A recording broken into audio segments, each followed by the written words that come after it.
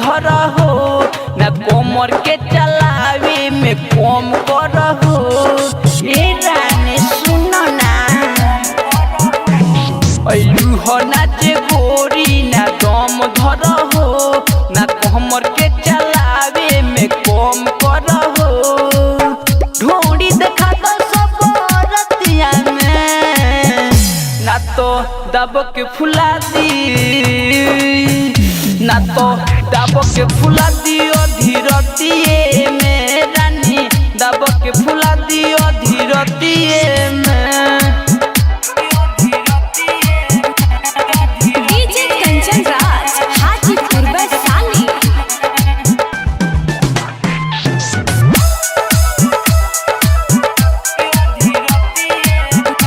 अब छोड़ो न लाजो या सजम ना तो हो जाई मिया जो हम गरम। बतिया मानो तू हमर रानी तोहरा लहंगा से गिरे लागी पानी।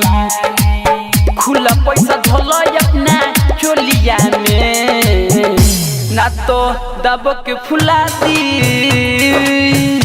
ना तो दब के फुला दियो धीरतिए में रानी दब के फुला दियो धीरतिए में।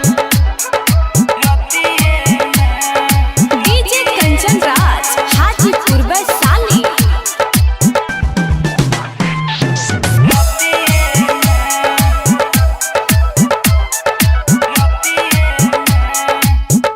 आशीष कहेला कोरोना लीला बुची ढोरिए में गाड़ दे हकीला।